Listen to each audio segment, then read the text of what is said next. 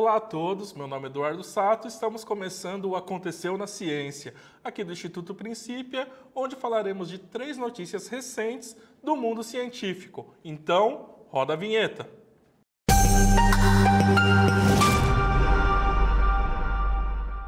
A primeira notícia vem aqui do jornal da Unicamp e fala de um sequenciamento genético inédito do café arábica, que é a espécie de café mais consumida no mundo. Esse estudo levou bastante tempo e foi realizado por uma equipe de 69 cientistas de 18 países diferentes, incluindo um pesquisador brasileiro, o professor João Medanes, do Instituto de Computação da Unicamp. Bom, esse sequenciamento é muito importante porque ele vai permitir melhoramentos genéticos da planta, que poderá se tornar mais resistente a pragas, a condições climáticas adversas, e a gente consegue manipular, inclusive, coisas como aroma, sabor e acidez. Bom, eles concluíram que o café arábica veio do cruzamento de 2 espécies já conhecidas e aconteceu de forma natural há cerca de 350 a 600 mil anos atrás, e conseguiram perceber também o movimento migratório da planta, que surge ali na Etiópia e vai até o Iêmen, na Península Arábica, que vai dar o nome para a espécie. Bom, isso foi um avanço imenso na parte de sequenciamento genético. Por que foi tão difícil e só fizemos agora? Porque o café arábica é uma planta tetraploide, o que significa que essa espécie tem 4 cópias do cromossomo na célula, o que dificulta muito as técnicas de sequenciamento genético. Mas já que a gente conseguiu fazer, a gente pode pensar em empreitadas mais ousadas, por exemplo, o sequenciamento agora da cana-de-açúcar, que é uma espécie poliploide, podendo ter de 10 a 14 cópias de cromossomo na célula, o que vai ser uma empreitada bastante difícil, mas que seria muito interessante do ponto de vista econômico. Mas eu queria falar um pouco com você, que gosta de café. Eu acho que vocês gostam tanto de café quanto eu. E toda a possibilidade de você fazer um melhoramento dessa bebida através da ciência, para mim, é magnífico. Imagina a gente conseguir alterar o valor agregado do café, por exemplo, deixando ele mais doce para quem gosta, ou menos doce, alterando a acidez, alterando o aroma. E mais importante, essa parte de você conseguir fazer uma planta mais resistente a pragas permite que a gente faça as plantações com menos agrotóxicos, o que inclusive é ótimo para a nossa saúde. Tem um dizer lá no departamento de física que físico é quem transforma café em teoria. Eu não sei se é verdade, mas para mim funcionava muito. A gente não funcionava sem café. Inclusive, era um problema quando a máquina de café do departamento quebrava. Mas ficamos com essa excelente notícia, que tem um valor enorme, tanto do ponto de vista científico, quanto do ponto de vista da agricultura e da economia, pois o café é uma das bebidas mais consumidas do mundo, e o café arábica, em especial, tem um valor agregado imenso. Então, boas novas para quem gosta de café. A nossa segunda notícia vem da revista Blogs Unicamp e fala da pesquisa de mestrado da pesquisadora Letícia Lima Correia, da Universidade Federal do Pará, e ela fez uma constatação muito interessante e um pouco alarmante. Ela fez o primeiro registro da contaminação por microplásticos em morcegos. Então a gente tem aqui a matéria. Nessa pesquisa foram analisados 81 morcegos de 25 espécies diferentes em diversas áreas, tanto rurais quanto urbanas do estado do Pará. E o que eles constataram? De todos os animais, 96,3% das espécies analisadas tinham contaminação por microplástico, o que é algo bastante alarmante, preocupante, né? A ingestão por microplástico pode trazer diversos efeitos nocivos para diferentes espécies. E uma das coisas que esse estudo alerta é que o sistema respiratório dos morcegos e dos humanos é, de certa forma, parecido.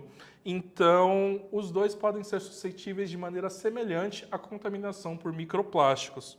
Microplásticos, para quem não sabe, são resíduos gerados do mau descarte do plástico, tendo tamanhos muito pequenos, de 1 a 5 milímetros, e são um problema cada vez mais grave para o meio ambiente. É uma questão que a gente tem que se alertar. Pessoal, vamos falar de plástico?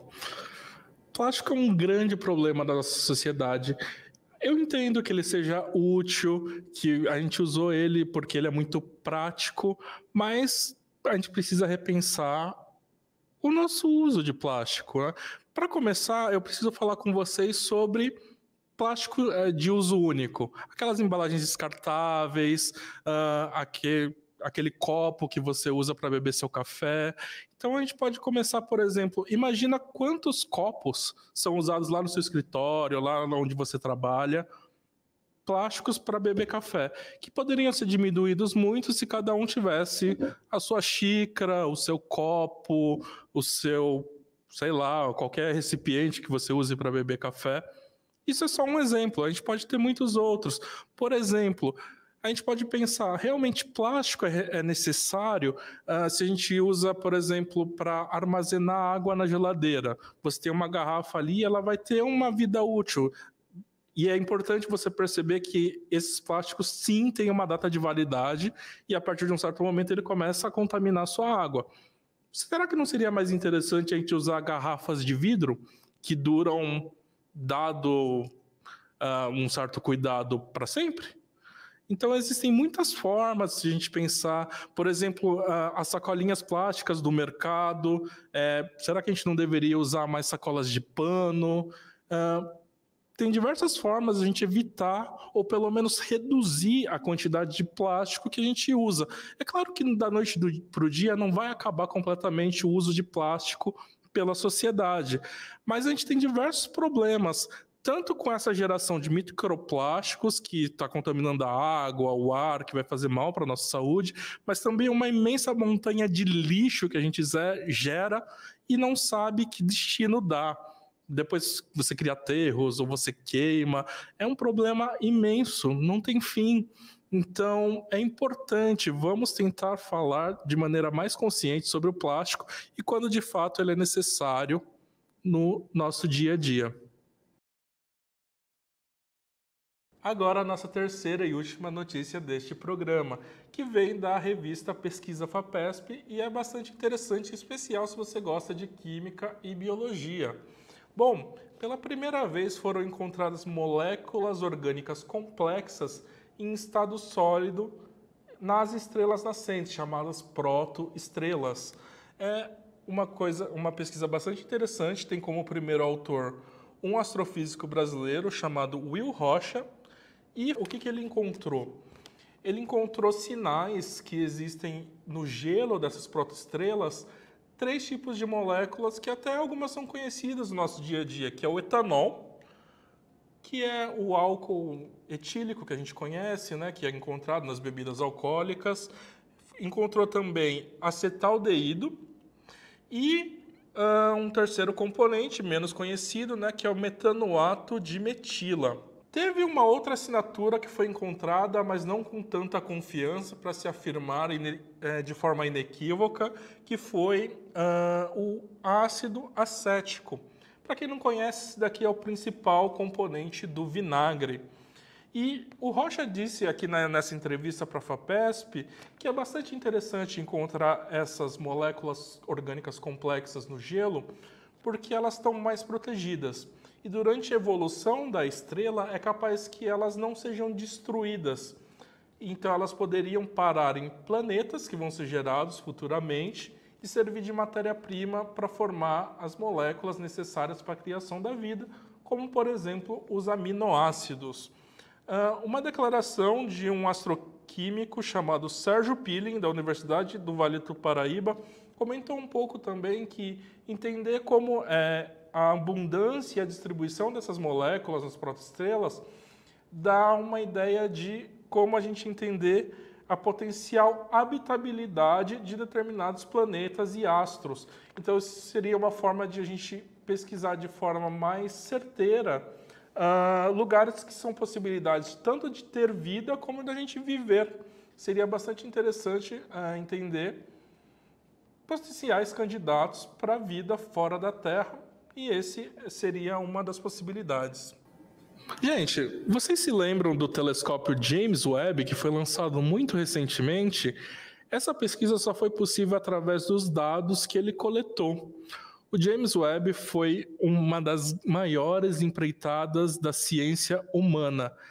Demorou muitos anos para a gente projetar e construir esse telescópio, e ele só foi mandado recentemente. Mas por quê?